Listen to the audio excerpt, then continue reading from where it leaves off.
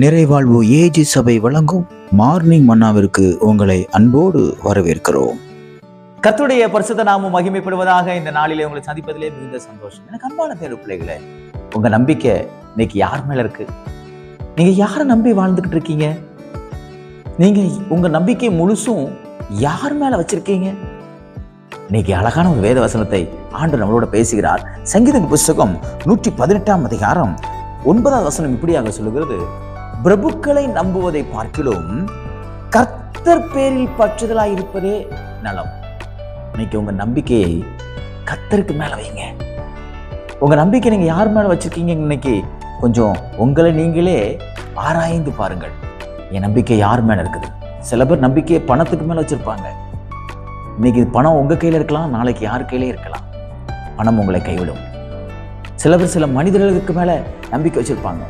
இன்றைக்கு அந்த மனிதர்கள் உயிரோடு இருக்கலாம், நாளைக்கு உயிரோடு இல்லாமல் போகலாம்.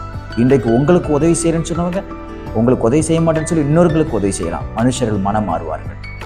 சிலர் அதிகாரிகளுக்கு மேல வச்சிருப்பாங்க. அதிகாரிகள் இன்னைக்கு அதிகாரத்தில் இருப்பாங்க, நாளைக்கு அவங்க அதிகாரங்கள் பிடுங்கப்படலாம், பறிக்கப்படலாம். அவர்களும் உங்களை கைவிடுவார்கள். சில பேர் தன்னுடைய வேலை மேல நம்பிக்கை வச்சிருப்பாங்க. இந்த வேலை திடீர்னு உங்களுக்கு டிஸ்குவாலிஃபைட் ஆகிடலாம், தகுதி இல்லைன்னு சொல்லி உங்களை வெளியேற்றலாம், இல்லை அந்த கம்பெனியை இழுத்து மூடலாம். வேலை உங்களை கைவிடும். ஆனால் இங்கே சொல்லப்பட்டிருக்கிறது, பிரபுக்களை நம்புவதை பார்க்கணும். அதிகாரம் நம்பி இருக்கீங்களா? உங்களுக்கு சில பேர் இதை நான் செய்கிறேன், நான் உனக்கு இதை செஞ்சு தரேன், நான் கூட நின்று நான் எல்லாம் செஞ்சு முடிக்கிறேன், நீ பயப்படாத, நான் உனக்கு எல்லா விதத்திலும் உதவி செய்கிறேன்னு சொல்லி சிலர் அதிகாரங்கள் இருக்கிறவங்க உங்களை பார்த்து ஒரு நம்பிக்கையை கொடுத்துருக்கலாம். நீங்கள் அவங்க மேலே நம்பிக்கை வைக்கிறீங்களா?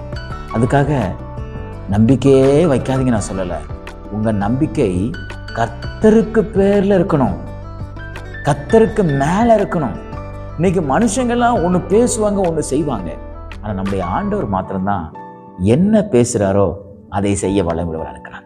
எனக்கு அன்பான தேவ பிள்ளைகளே, உங்க நம்பிக்கையை பிரபுக்களுக்கு மேல, அதிகாரத்தில் இருக்கிறவங்களுக்கு மேல வைக்காதீங்க, கர்த்தருடைய பேர்ல வைங்க.